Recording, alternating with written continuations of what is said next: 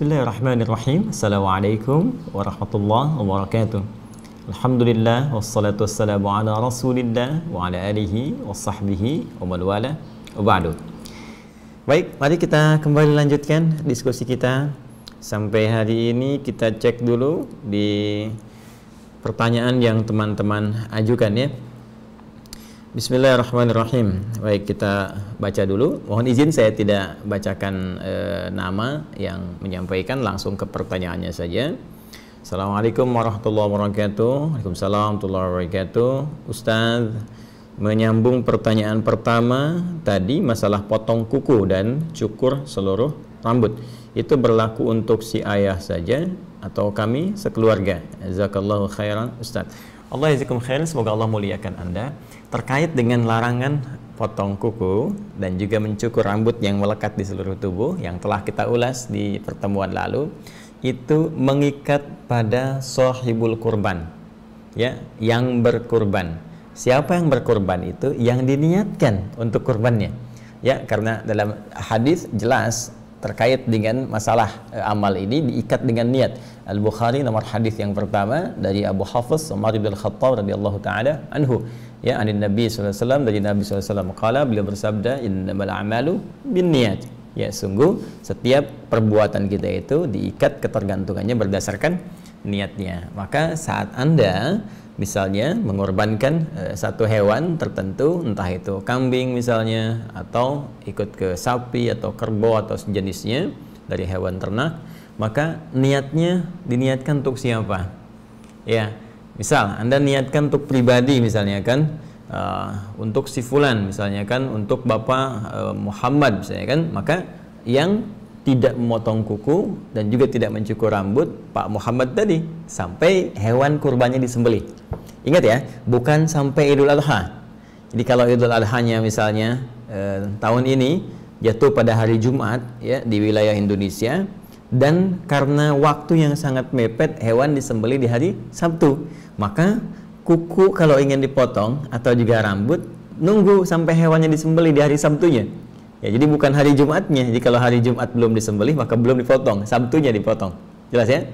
Nah, tapi kalau Anda niatkan satu hewan untuk satu keluarga, dan ini boleh.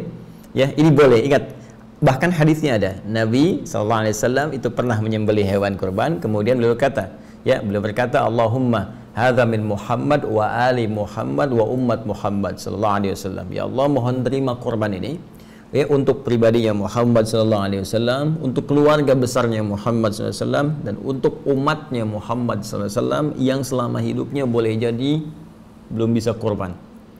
Masya Allah ya, saking cintanya, pekanya perasaan Nabi dan sayang terhadap umatnya, itu Nabi sampai fikirin ya, saking pentingnya kurban itu, Nabi sampai fikirkan, kalau ada umatku selama hidupnya belum mampu berikhtiar untuk kurban, ya Allah mohon terima. Jadi sebagian kurban Nabi itu diniatkan untuk umat Nabi Muhammad SAW yang selama hidupnya belum mampu untuk berkurban.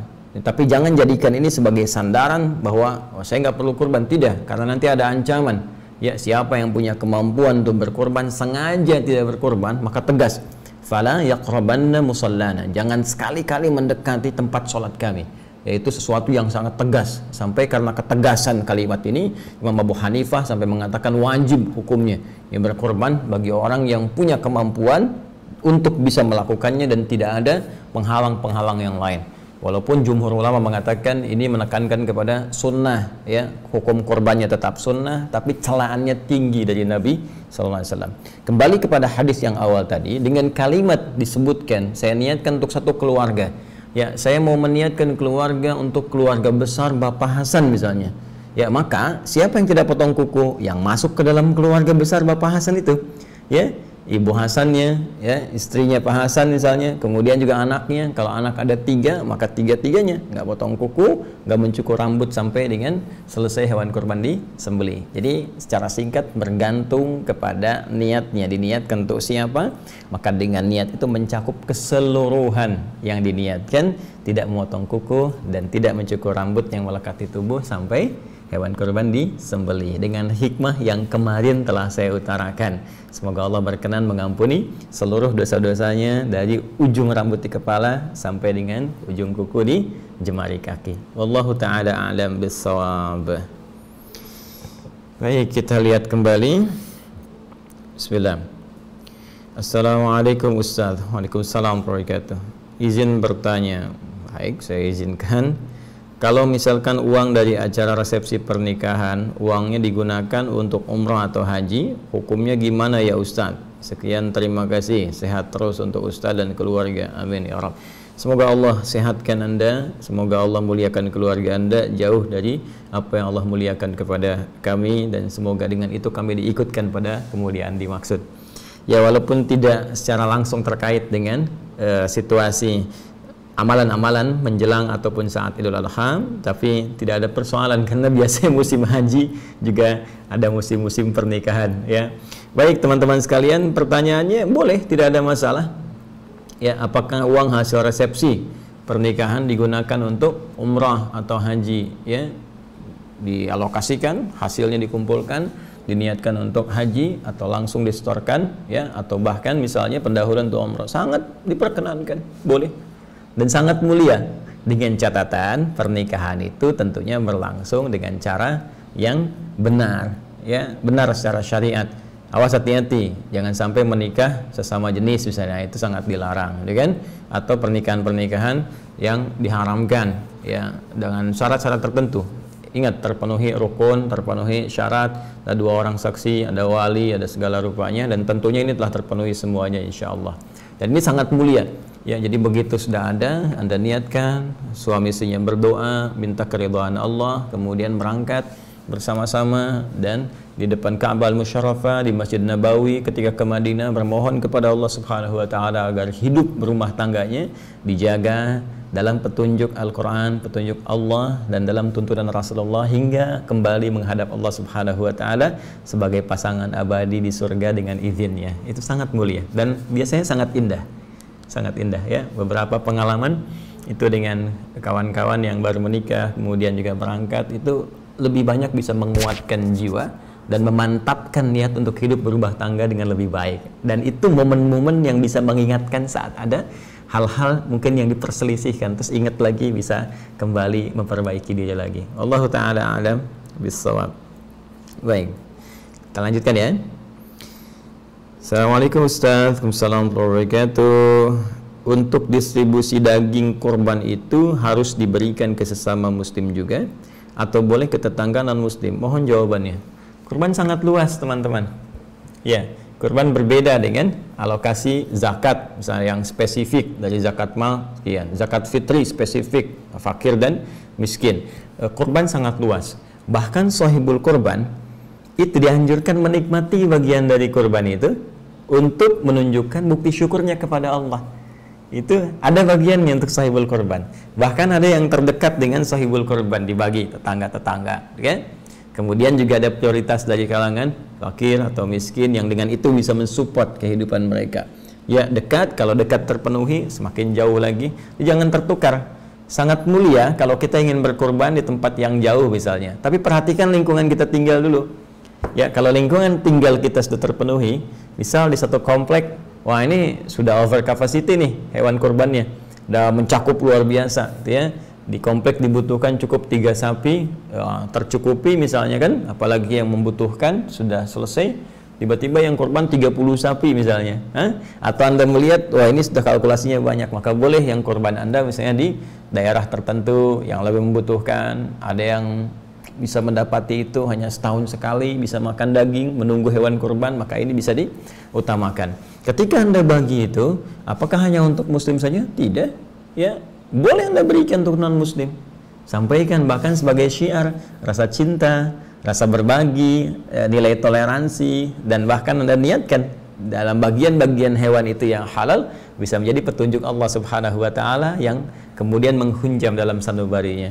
Anda sampaikan, datang dengan penuh senyuman, kalau bisa Anda sertakan dengan sembako yang lain misalnya, ya. Ketika ditanya apa ini Pak, inilah yang diperintahkan oleh Al-Quran, oleh Nabi Muhammad SAW dalam hadisnya, supaya kita untuk saling berbagi dalam kehidupan yang bisa meringankan, ya, dan menyinergikan, dan serta hadir sifat saling membantu dalam kehidupan dunia khususnya dengan niat-niat yang baik. Jelas ya? Allah Ta'ala alam bissawab. Ya, kalau di Indonesia mungkin kelihatannya ya apa ya, banyaknya Muslim, kan? Walaupun tidak menutup kemungkinan ada saudara-saudari kita sebangsa setanah air non Muslim juga, tapi kan bagi yang tinggal di wilayah-wilayah luar Indonesia yang Muslimnya sedikit, kan, minoritas, ya, misalnya kayak di Amerika, di Eropa secara umum, kan, dan juga negara-negara lain. Nah, boleh jadi ini bisa lebih bermanfaat, ya. Bismillah. Assalamualaikum Ustaz. Waalaikumsalam warahmatullahi wabarakatuh. Saya ingin bertanya, bagaimana saya mengerjakan puasa Dzulhijjahnya seperti puasa Daud? Apakah boleh Ustaz? Mohon penjelasannya Ustaz. Semoga Allah ampuni dosa-dosa Ustaz beserta keluarga. Amin. Jazakumullah khair. Ya, semoga Allah ampuni dosa kita semua dan menggolongkan kita pada orang-orang yang baik di dalam pandangan Allah Subhanahu wa taala. Sangat boleh saudaraku. Boleh. Karena saya sering katakan anjuran di awal Dzulhijjah 1 sampai 9 ini adalah memperbanyak puasa. Memperbanyak, dan Masya Allah puasa Daud itu sangat luar biasa. Tingkat tertinggi dalam puasa sunnah yang bisa dikerjakan. Artinya sehari puasa, sehari tidak, sehari puasa, sehari tidak.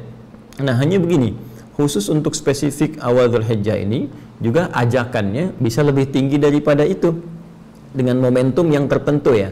Kalau puasa Daud kan tidak mengikat waktu, artinya di bulan apa saja bisa, kecuali Ramadan dia berhenti, kan.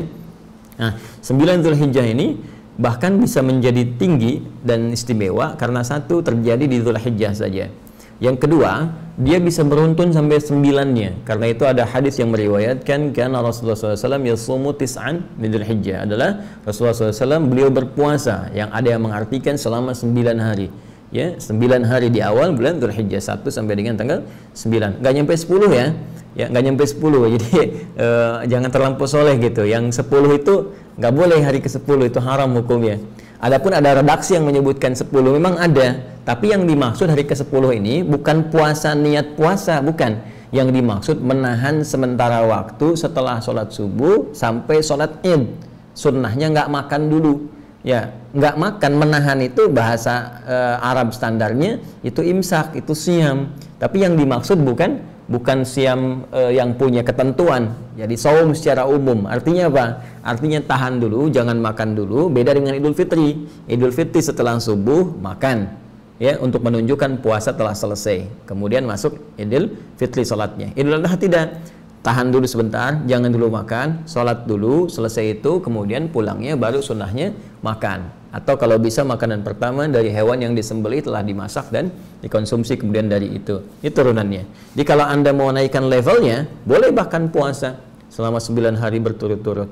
Ya. Dan kasus kedua, kalau mau tetap yang puasa Daudnya, boleh, silahkan. Rumus puasa Daud digunakan dengan niat puasa awal Dzulhijjah. Nah, cuma nanti kalau misalnya pas hari Kamis, ya, nanti ya, tanggal 9 bertepatan. Jadi Jumat 10 Dzulhijjah, insya Allah bersamaan dengan 31 Juli tahun ini 2020. Kamisnya tanggal 9 Dzulhijjah bersamaan dengan 30 Juli ya 2020. Saya sarankan kalau misalnya menggunakan rumus puasa Daud, misal jatuh Rabu puasa, Kamis kan tidak. Nah, saya sarankan Kamis tetap puasa karena Kamis itu spesial masuk hari Arafah. Puasanya pun puasa Arafah dengan hikmah yang telah kami sampaikan. Ya, silahkan review, dicek lagi kajian-kajian kami sebelumnya menerangkan tentang keutamaan amalan awal bulan Dzulhijjah, terutama puasa Arafah. Jadi singkatnya, silahkan, boleh dilakukan dengan sistem tadi. Naikkan levelnya pun boleh 9 hari berturut-turut, ada sisa ya nanti ke depan. Kemudian kalau mau sistemnya tetap puasa Daud dan hari Kamis jatuhnya pas 9 Dzulhijjah itu qadar Allah bisa yang berbuka, nah tetap lakukan puasa untuk di situ ya dengan niat puasa Arafahnya. Nanti setelah hari tasyrik selesai ya, jadi nanti ya, Idul Adha tanggal 10, hari tasyrik 11, 12, 13, setelah itu selesai baru mulai puasa lagi. Ya, jelas ya? Allahu taala alam bissawab. Baik, mari kita lihat kembali. Bismillah. Assalamualaikum warahmatullahi wabarakatuh. Waalaikumsalam warahmatullahi wabarakatuh. Ustadz, saya mau bertanya, silahkan. Apakah yang disunnahkan berpuasa sebelum salat Idul Adha hanya untuk yang berkorban? Sekian, terima kasih banyak Ustadz, dan terima kasih untuk Anda. Semoga Allah memuliakan Anda. Baik, saudariku, ini yang bertanya perempuan. Puasa itu tidak mengikat kepada yang berkorban saja, tapi amalan yang bersifat umum. Ya, jadi tidak mengikat dengan satu amalan tertentu, hanya anjurannya bersifat umum. Artinya, mau yang berkorban, mau yang tidak berkorban, atau belum ada kesempatan untuk berkorban, kesempatan berpuasa sangat terbuka. Nabi SAW pernah ditanya tentang kemuliaan puasa Arafah. Kata beliau, yukaffiru sanatil madiyah, ya, wal baqiyah. Jadi akan berpotensi mengampuni dosa-dosa yang telah lalu kalau benar dia saat puasa bertobat, beristighfar, bermuhasabah. Dan dengan taubatnya itu, bukankah dosa-dosa diampuni? Dan ciri diampuni itu dijaga oleh Allah dari perbuatan dosa. Maka orang yang menunaikan puasa Arafah itu oleh Allah kemudian diberikan bimbingan untuk terjaga dari perbuatan dosa setahun yang akan datang. Itulah yang diterjemahkan dengan redaksi diampuni dosa setahun sebelum dan setahun yang akan datang. Di cara memahami yang akan datang itu bukan berarti udah otomatis diampuni sehingga ada gambaran yang keliru. Karena diampuni bebaslah, mau korupsi, mau ngambil, mau nyuri, tidak. Tetap itu menunjukkan puasa Arafahnya nggak berhasil. Ya, kalau orang tetap berbuat maksiat setelah itu dan sengaja dilakukan, ya, itu menunjukkan ada yang tidak berhasil dalam puasanya. Jadi saya katakan tetap menunaikan puasa dianjurkan, dan semoga Allah limpahkan pahala dan berikan kemampuan pada kita untuk berkorban. Allah Ta'ala alam bissawab. Baik, selanjutnya. Assalamualaikum Ustaz, Assalamualaikum warahmatullahi wabarakatuh. Jazakallah atas ilmunya. Semoga Allah muliakan Anda dan kita bersyukur kepada Allah.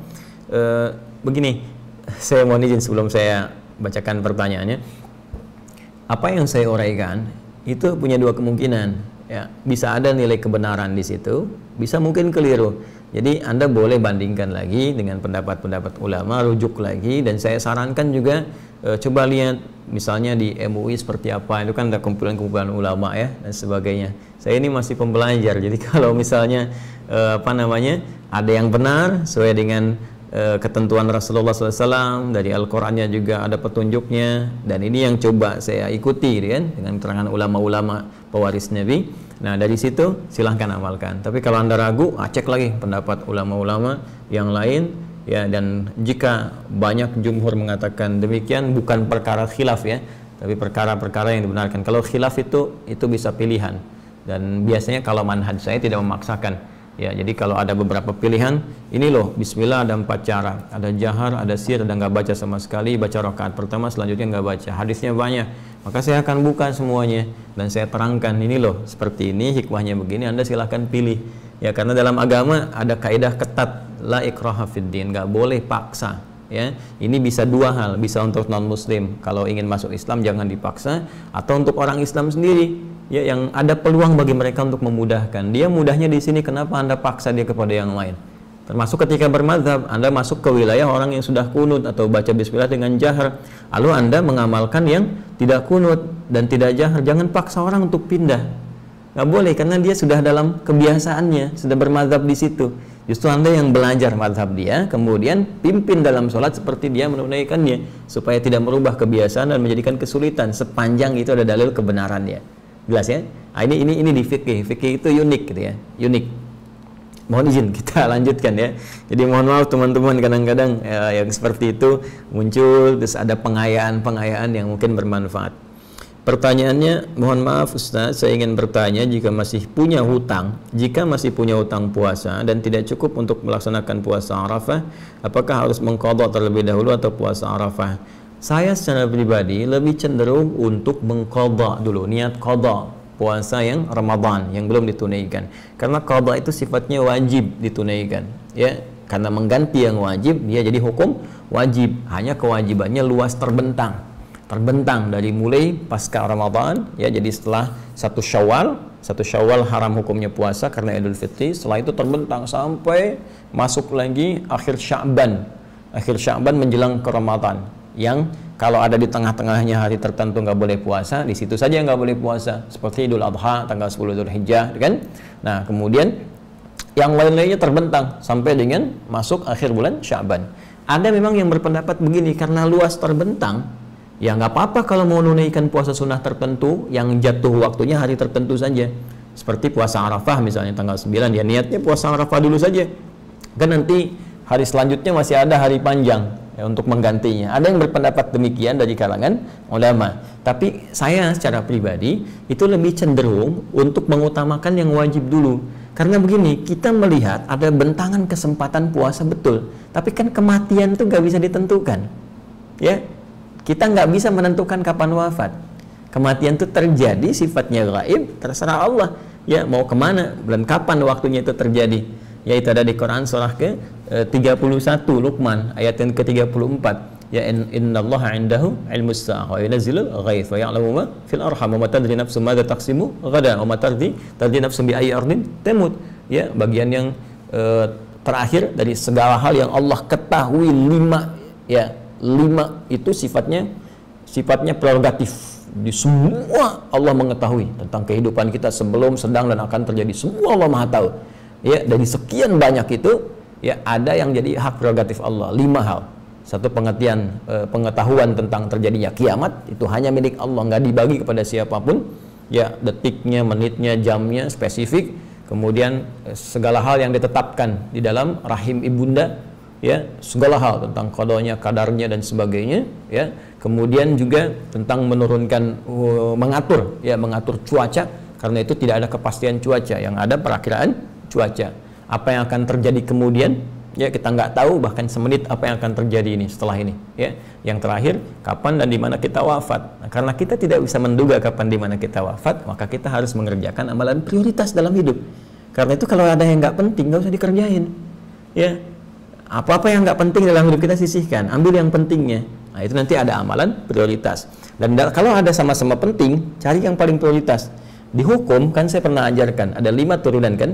Ambil dari tengah dulu mubah, tarik ke kanan sunnah, tarik ke kanan lagi apa? Wajib. Antara sunnah dengan wajib, sunnah muakkadah. Tarik ke kiri makruh, ke kiri lagi haram. Dari sini tinggal beginikan saja. Puasa Arafah yang mana nih? Oh, yang ini sunnah. Sunnahnya tengah-tengah muakkadah, tapi ada utang yang wajib. Maka karena ini prioritas, dahulukan dulu niatnya untuk yang wajib. Kalaupun kita niatkan untuk yang wajib, tapi punya keinginan kuat untuk mengerjakan Arafah dan tak mampu mengerjakannya karena alasan tertentu yang dibenarkan secara syar'i, itu bisa berpeluang mendapatkan pahala juga dari puasa Arafah, walaupun niat kita untuk yang siam Ramadannya sebagai qada. Apa dalilnya? Jelas. Kalimat Nabi di Al-Bukhari itu riwayat sahabat Abu Hurairah radhiyallahu taala anhu, "Idza maridal 'abdu aw safar kutiba lahu mithla ma kana 'alaihi muqima shahihah." Jika seorang hamba sakit atau ada uzur tertentu seperti orang sakit atau bahkan safar, nggak mampu mengerjakan amalan rutin yang biasa dia kerjakan. Ya, Ramadan itu rutin dia kerjakan, nggak mampu dia lakukan. Ya, karena kondisi tertentu, pernah haid dan sebagainya, diqadha. Terus pas bagian qadanya masuk waktu Arafah, padahal dia pun rutin Arafah di waktu sebelumnya. Karena nggak bisa dikerjakan, karena mengqadha puasa Ramadan, maka Arafahnya pun tetap dapat bagian sepanjang ada keinginan kuat untuk mengerjakan, tapi harus melakukan amalan yang lebih utama. Wallahu ta'ala a'lam bissawab. Jadi dahulukan yang qadha kalau menurut kami, ya, karena pertimbangan kematian pun kita tidak bisa pastikan, tapi juga sematkan keinginan kuat yang biasa mengerjakan Arafah, sehingga ya sekali mendayung 2:30 terlampaui dengan keikhlasan yang ditanamkan. Wallahu ta'ala a'lam bissawab. Baik, sekiranya yang terakhir ya. Bismillah. Assalamualaikum warahmatullahi wabarakatuh. Waalaikumsalam warahmatullahi wabarakatuh. Ustaz, mohon keterangannya sehubungan dengan hadis yang diriwayatkan oleh Ibnu Abbas radhiyallahu taala anhuma, bahwa Rasulullah SAW bersabda, oh, Anda nggak cantumkan hadisnya, Anda hanya cantumkan keterangan aja nih. Hari 1 bulan Dzulhijjah adalah hari di mana Allah Subhanahu wa taala mengampuni dosanya Nabi Adam SAW. Barang siapa berpuasa pada hari tersebut, Allah Subhanahu wa taala akan mengampuni segala dosanya. Hari 2 bulan Dzulhijjah adalah hari di mana Allah Subhanahu wa taala mengabulkan doa Nabi Yunus SAW dengan mengeluarkan dari perut ikan. Barang siapa berpuasa pada hari itu seolah-olah telah beribadah selama 1 tahun penuh tanpa berbuat maksiat sekejap pun. Hari ketiga, hari keempat, demikian seterusnya. Saya tidak pernah mendapati ini. Ya, yang hadis dari riwayat Ibnu Abbas itu radhiyallahu taala anhuma, ya, dari Nabi sallallahu alaihi wasallam tercantum di Al-Bukhari yang kemarin saya bacakan, nomor hadis 583. Kalimatnya sederhana, ma min ayyamin al-amalu salihu fiha ahabbu ila Allah min hadhil ayyam al-ashr. Ya, tidak ada satupun perputaran hari yang ditemukan dari hari-hari kita beraktivitas saat amal soleh naik derajatnya menjadi dicintai oleh Allah Subhanahu wa taala, yaitu 10 hari pertama di bulan Dzulhijjah. Kemudian redaksi hadis selanjutnya bagaimana? Ya, kalau ya mereka para sahabat mengklarifikasi kepada Nabi, walal jihadu fi sabilillah, apakah jihad fi sabilillah enggak mampu menandingi amalan ini yang dikerjakan di 10 hari awal bulan Dzulhijjah? Kata Nabi, walal jihadu fi sabilillah, bahkan jihad fi sabilillah secara umum tak mampu menandingi amalan-amalan di awal bulan Dzulhijjah di 10 hari ini. Illa rajulun kharaja bimalihi wa nafsihi wa lam yarji' min dzalika bi syai', kecuali seorang satu-satunya yang tak mampu disaingi oleh amalan apapun yang ada, yaitu seorang yang berjuang dengan hartanya, dengan jiwanya sampai dia wafat.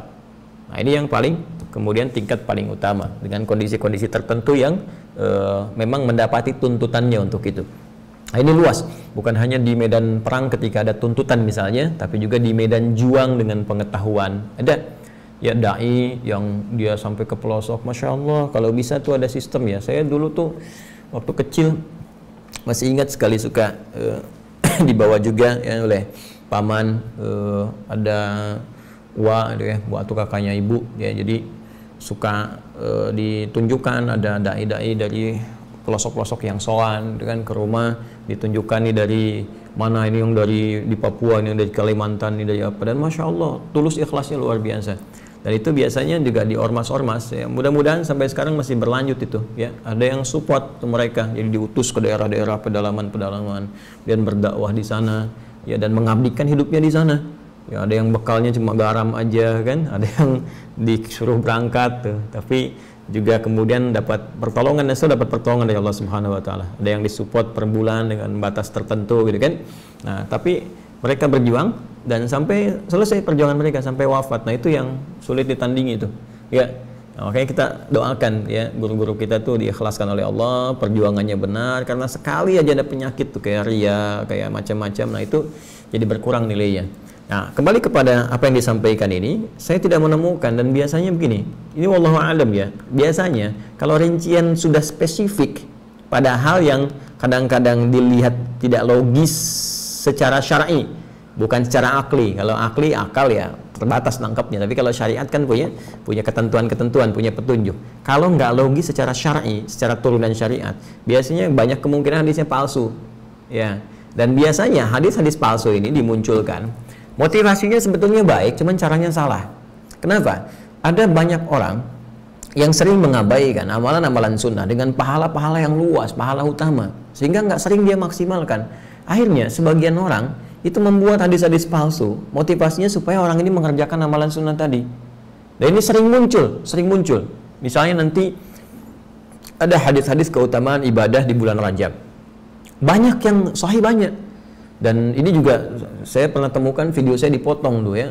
Dan semoga Allah berikan petunjuk kepada orang-orang yang seperti itu. Ya, ada orang-orang yang kadang-kadang motong video, kadang dibenturkan dengan ustaz-ustaz lain, ya itu udah itu kita berdoa saja semoga diberikan taufik, petunjuk. Tapi teman-teman gak usah buang-buang waktu lihat yang seperti itu ya, tinggalkan aja. Nah, di bulan Rajab itu ada amalan Rajab, Sya'ban, hadisnya banyak yang sahih dan amalannya tinggi. Nah, cuma orang nggak banyak sadar, akhirnya banyak juga yang nyusun hadis-hadis palsu, dibikin hadis palsu, dirinci itu. Kalau puasa sehari bulan Rajab pahala sekian, malam sholat pertama dibukakan ini sampai dengan hari kesekian. Nah, itu banyak hadis yang palsu, padahal yang sahih pun ada. Artinya tanpa berpijak pada yang palsu pun, ya kita bisa menggunakan yang sahih. Sama persis seperti kasus yang ini, awal bulan Dzulhijjah dirinci itu. Bahkan tadi hari kedua ini untuk Nabi Yunus itu kan yang puasa sehari itu aja dibebaskan semua maksiat setahun yang lalu, semua dosa, semua maksiatnya diampuni keseluruhannya dengan puasa itu aja. Ya bisa kebayang nggak? Ya udah, tunggu aja puasa ini sehari, kerjakan sehari, selesai, nggak usah puasa lagi. Oh, maksiat yang lalu udah selesai, tuntas. Ya, nah nggak begitu caranya. Ya kalau ini sudah ada hari kedua, kenapa muncul hari ke-9 kalimat Nabi yang di hadis sahih? Puasa Arafah mengampuni dosa setahun berlalu dan menjaga dari setahun yang akan datang. Ini menunjukkan kalau rincian-rincian begini yang tidak masuk nalar syar'i, ini biasanya hadisnya hadis bermasalah. Patut diduga hadisnya palsu Ya, sebab yang dia tunjukkan tadi Bukhari Muslim, saya sangat yakin nggak ada di Bukhari Muslim. Ada kitab bagus sekali kecil, Risalah Kutayyib ya. Ini kitab kecil ini karya Ibnu Qayyim Al-Jauziyah. Jadi judul kitabnya Al-Manarul Munif fi Sahih wa Dhaif. Al-Manarul Munif fi Sahih wa Dhaif. Mercusuar, petunjuk cahaya terang untuk membedakan hadis sahih dengan hadis dhaif. Jadi kita baru dengar aja, oh ini kita bisa menduga ini sahih, ini dhaif. Ini palsu nih.